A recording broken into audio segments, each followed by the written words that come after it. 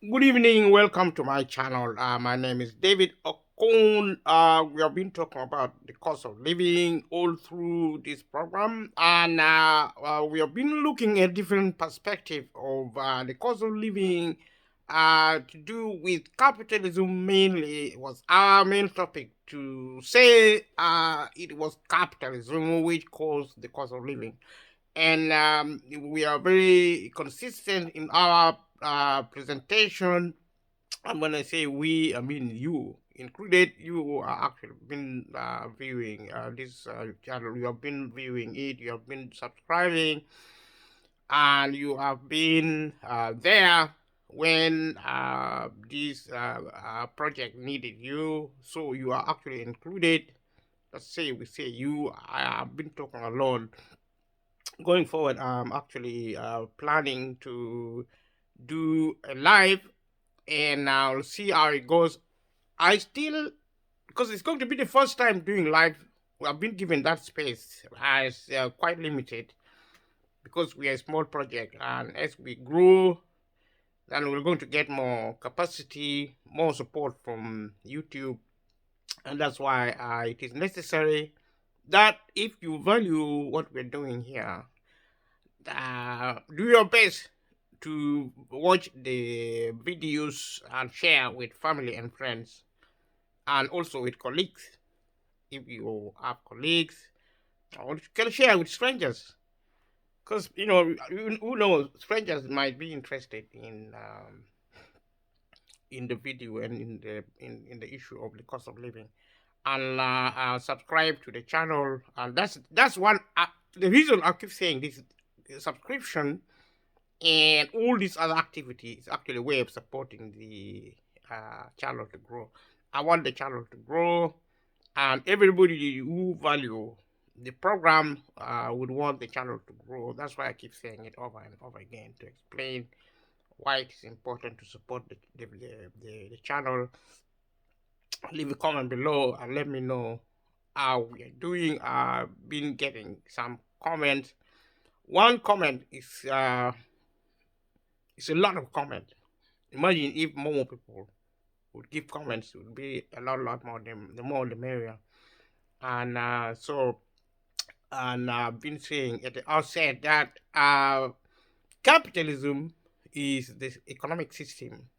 It has been the economic system for decades and decades, and the sole purpose of capitalism is to promote rule of the many by the few. And this has been the system for decades, and there hasn't been any other system. We have heard of different aspects of a political or economic system, such as communism, socialism. Yes, these have been there, but the more you do a study on capitalism, the more you actually discover that capitalism has always been the system from the start, and it actually entails privatization. Everything is privately owned by a few individuals, and may have been traces of something. You could call it public, but it doesn't make sense. Nothing. I mean, public is actually nonsensical terminology. There's nothing like that. Everything within society is actually private. Um, when the government intervene to actually create certain policies to support society, you could call that a public service, but it isn't.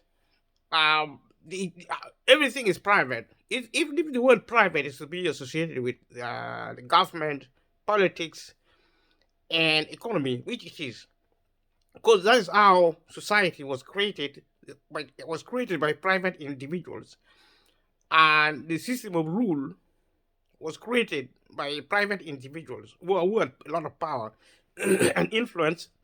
They had a lot of economic and business interests in the first place. In the second, they discovered the joy of rule, the glory. They really enjoy being important. I mean, people somehow like power for just for the sake of power. people feel really great if they have control over other people. It's a bad thing, and I say we can learn to be human, good human. I mean, when I say humans, actually, I mean good humans. The ones who do not find it necessary to rule over other people. And whether you like what I'm saying or not, whether you are actually in power, whether you are out of power, is irrelevant. There are people who are actually out of power who think they are in power. That is okay, but it is not okay because you are actually deluded, and being deluded is not okay. It's not good for you. It's not good for your family. It's not good for anyone in the society. It's a bad thing to be out of touch with the real world. That's why a lot of people who think they are actually doing well economically or even financially, who are actually not doing well financially at all and facing the cost of living. And now the first source of support for such individuals is actually themselves to come into the realization that you are actually a victim of the cost of living crisis. And you can pretend to be somebody you are not. You can pretend to be doing really well in life. That is okay, but it is not okay. Because in the end, you create more problems for yourself and for the rest of your family, for your friends, and for your community, and actually for your society and your country. You become a problem because you refuse to live in the real world. And that's why a lot of people are in debt, and debt is a major factor in the cost of living.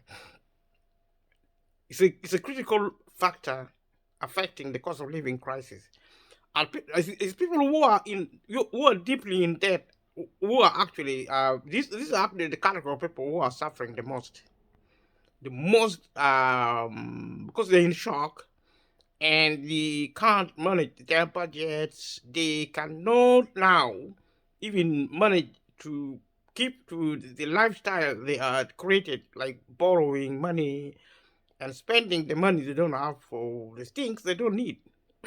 It's wasteful, but it's a human behavior. It's actually everyone, even poor people, actually want to live like rich people. There's envy, there's strife. I mean, there's nothing wrong with being rich. I mean, wealthy people are not bad because they are wealthy. They are just bad because they're humans.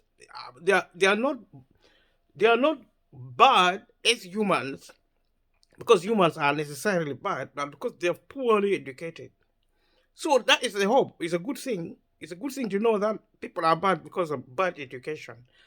And so, the hope there being that people can now stop. There are 8 billion people in the world. The ones who can now understand, who are not children, even children can listen to adults. Therefore, if you have children as an adult, or you have children in your community, or you are responsible for children and young people in schools, in society, in hospitals, be responsible and stop and learn how to think differently. Change comes with new information and learning and gaining new knowledge and implementing such a knowledge to achieve results. And these results will be different, will be new. If good, then that is progress. So we stop to think and let's think actually realistically. Let us think in the right way. Let us think, peace, respect. I talked a lot around respect because that's where everything starts. And I don't know why exactly I insist on the idea of respect. For me, respect is extremely important because I think everything revolves around it. If you are disrespecting somebody, if you are actually that is when relationship breaks down. If you're in a marriage or just in a relationship or personal relationship or professional, um, any type of relationship, if you are involved in a dispute or a fight, or you end up even probably killing one another, that is a result of disrespect. Violence can erupt. That is disrespect. That's what is happening in Ukraine. Ukraine and Russia do not respect each other. Their culture is at stake. As individual, as cultural people, because culture produces people and their behavior, their way. Culture is a way of life, and the way we believe, the way we act is the product of our learning and our environment. But it could also be beyond our environment. It's a cycle of development, human development. Leave a comment below if you know something about human development, the biological aspect, the instinctive, the natural, and the social. Leave a comment below. But this is to give you a rough idea how we can, as humans, start investing in our behavior now, and it will solve almost all the problem to do with rule. The war in Ukraine is actually being motivated by the desire to one group to rule over another. This is actually a philosophical outlook bordering on abstract mode of thinking, which is not an offense. Pay attention to it if you're watching this video and learn what you can. If you can't learn anything from this video, go somewhere else. But it's important to understand what we're talking about and also use this contact to take what you can and keep what you get from here and let it help you, because you know what I'm saying, this under capitalism we are individuals. As a society we are individuals. Nobody is going to help you. You have to help yourself. And producing this project, I'm actually mostly helping myself to kickstart it anyway, and that's why I'm so appreciative, even if only one person is viewing this video. There are a lot of viewers. I don't know how many viewers I've actually achieved within the 6 weeks we have operated. We are now about 2 months. At the end of this month, we'll probably do 2 months all into the project, and it's so challenging to develop a program, and that's why I decided to really do as much as I can and get as much feedback as I can and work together as much as we can. So just to proceed a bit from this discussion, within this discussion, we have been looking at a group of fighters called the Wagner Group, and they are actually Russian. They are private military outfit. They are called the Wagner Group. I picked them up from the BBC News, BBC Parliament. If you're in the UK, they were actually discussing about the select committee was discussing about the Wagner Group. I'd never heard of them, and I was so really surprised that something like that was happening in Russia. And the Wagner Group are actually involved in so many war activity. They are war theaters, if you want to call it that way. And they are really at the forefront of the Russian, if you want to call it escapade, I will love it really, because Russia has been fighting so many wars. It's not like Russia is fighting wars alone. The USA are actually involved in fight Europe, of course, especially in Africa, and the Middle East as well. I mean, states are always fighting. And it's so difficult to talk about it because we would like our society to be seen as civil. It's so difficult for me to understand if society is civil. How can civilization be associated with a lot of violence, so much war, and as soon as you begin to think that the wars are coming to an end, peace is around the corner. And then you get another Ukraine, you get another Syria. And as if nature is not really violent enough.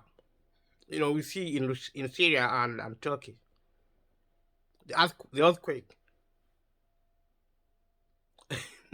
So we humans are helping nature. Maybe it's in our nature to destroy ourselves, and maybe in the nature of nature to destroy itself.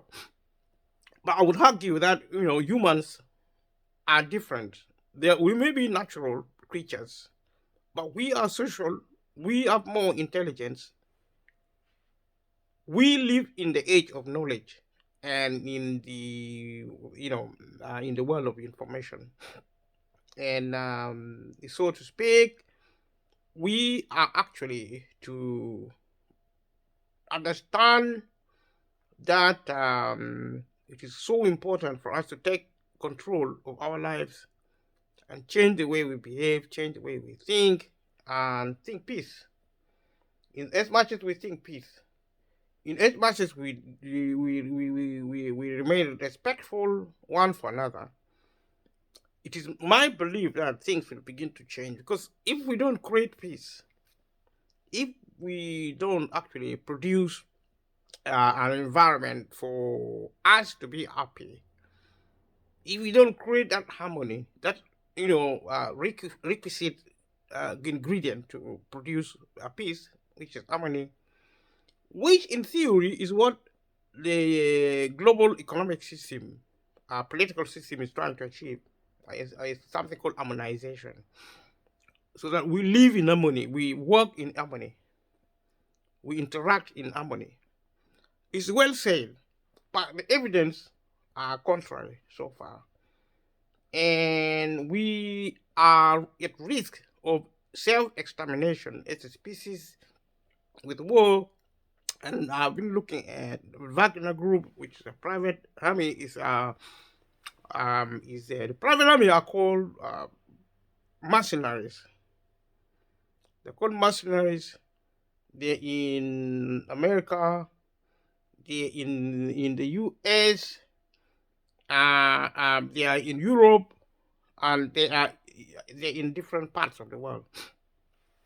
And they are just features of the truth about capitalism. I've argued at the outset that private militarism is actually evidence of capitalistic fingerprinting, which is actually privatization. The state has been private, and the military actually a state instrument. So for me, it's actually a big discovery of the truth. We have never had any other than capitalism, privatization. The system have been private, from even the military, the police.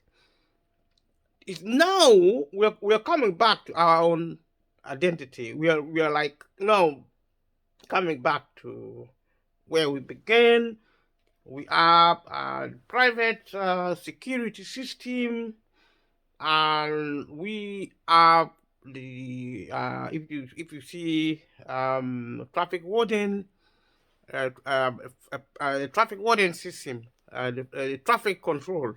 You could say that the parking control, things like that, in the UK here, and that actually shows the private nature of society. In the NHS schools, NHS schools, you name it, everything. Because the thing is, we got it upside down. We got it upside the other way around. That we are public, a system. I mean, every time the conservative try to do what it needs to do as a ruling instrument, conservative party in the UK and around the world, other aspect of the political party would be complaining that, oh, you are privatizing the economy.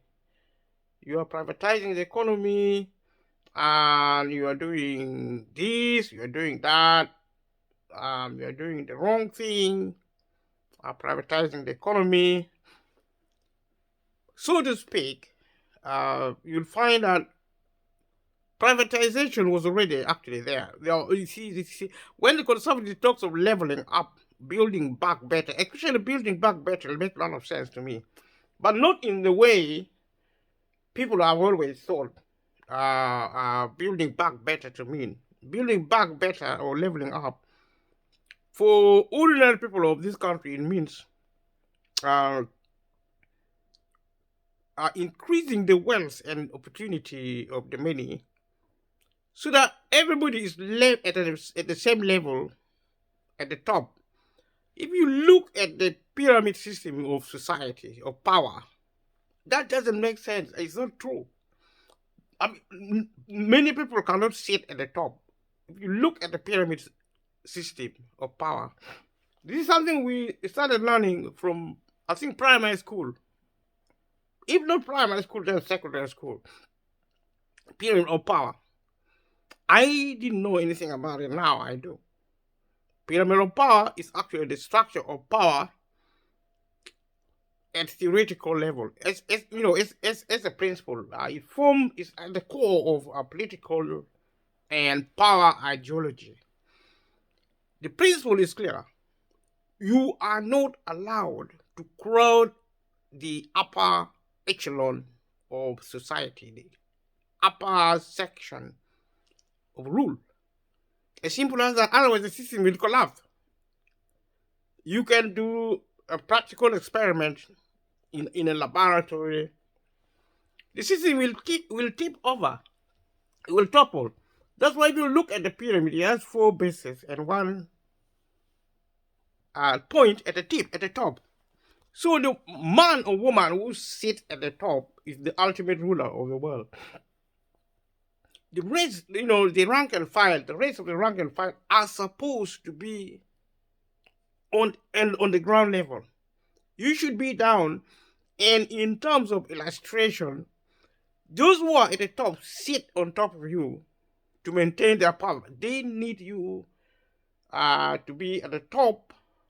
They need you to be at the top, at the bottom, so that they can stand on you. If they actually get rid of you, they're going to collapse, and that is true.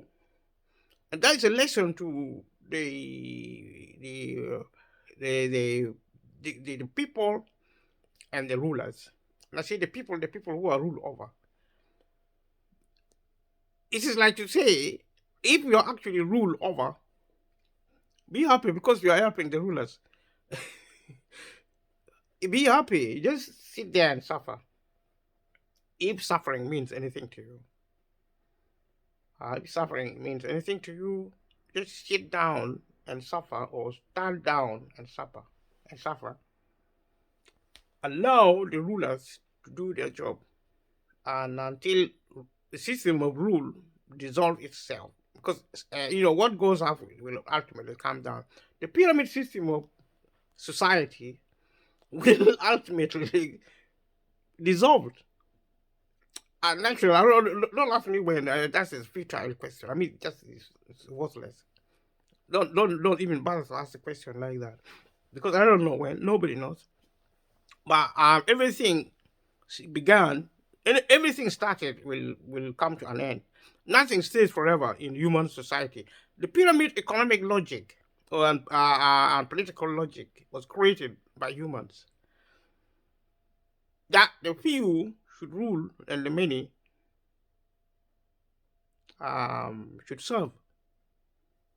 So, to my mind, as long as a group of people wants to rule over other people, the pyramid system, economic and political system, is the best. We cannot commit a social or economic or political suicide. We cannot destroy capitalism without actually replacing it with something else. And that replacement actually is to let people learn civilization, to be civil.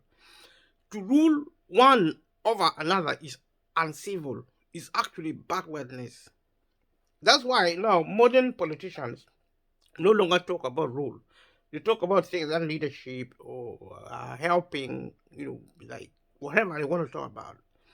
But what is happening is actually the government and the state is an instrument of rule. They rule for those who own wealth and power. Like if you take the UK government as an example, the UK government is a servant of the royal family. The royal family are actually the true rulers. But there are some other group of people joining the royal family. These are actually the multi-billionaires and the people like Rishi Sunak with hundreds of millions of pounds. He is the true ruler. I mean, he is not the true ruler because of being the British Prime Minister. He's the true ruler of the world because of his wealth. So,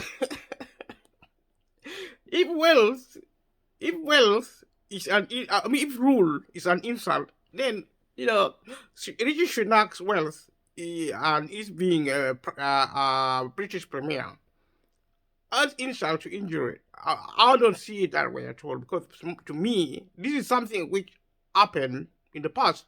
Somebody decided to create a system of rule, and that was where the problem came. We inherited them.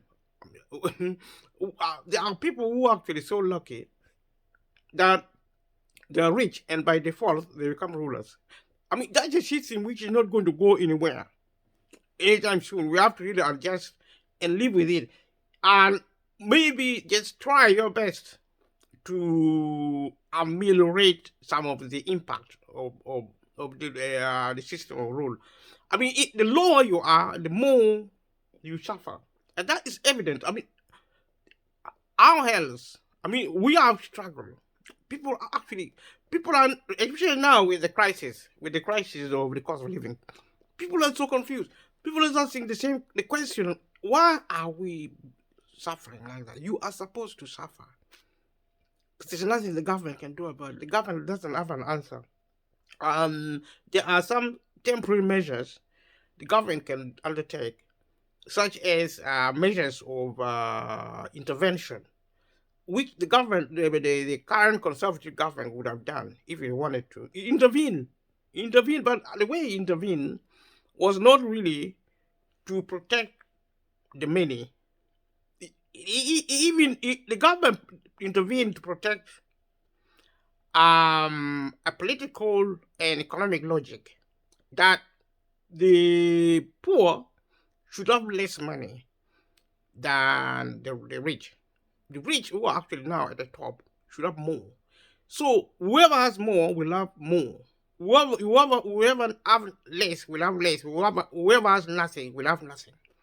So to the person who has a lot more should be given. And to the one who has nothing, even whatever they don't have should be taken away. I mean, the less you have, the more likely you are going to really lose everything. If you actually insist on being poor, you're under capitalism. Literally, the poorer you are, the more likely you're going to die. Your life is going to be taken away. Because, I mean, what more are they going to take? Because the less you have, the more they're going to take from you. And whatever you have is going to be taken and given to the super rich. That is capitalism. That is what is happening. It's like the parable of talent in scripture in the Bible.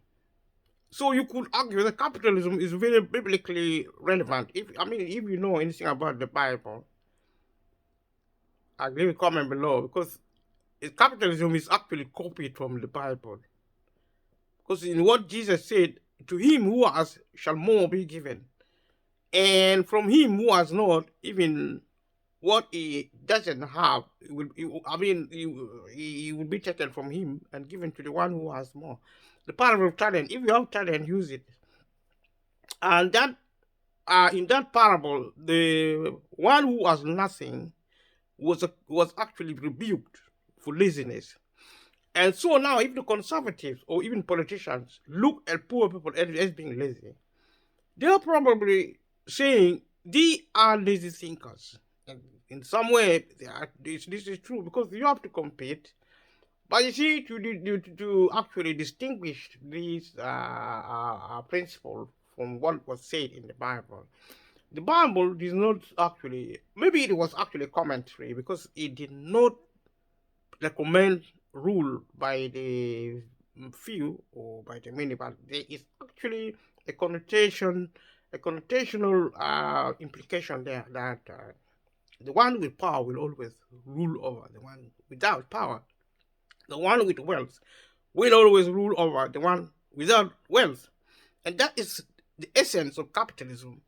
And the Wagner Group, the Russian military outfit, the private Russian military outfit, is evidence of capitalism in Russia in the first place, but in the second, is evidence of capitalism being the essence of every society or every element of state, every aspect of power, including the military system across the globe, especially under globalization. It's a private project. The state is private. Everything is private. It is actually false economy. It's false also. It's a misrepresentational politics to somehow suggest that something was public. Public is a myth. Margaret Thatcher of the Conservative Party once said, "There's no such thing as society." Probably she meant the public sectoral aspect of society. Otherwise, without more, the late Margaret Thatcher, former Prime Minister, would have been wrong outright. But if you actually assess our statement in terms of whether or not the public sector is relevant, Margaret Thatcher was right because it is completely irregular. If it's a corollary of saying the public is an equivalent of society, then there's no such thing as society. But I would suggest that society is not necessarily public. Society is private in terms of the ruling system of capitalism. We still have society in the sense of family, in the sense of industry, trade, instead of commerce. There are relationships. There's society. There is individualism. There is society. Both are there.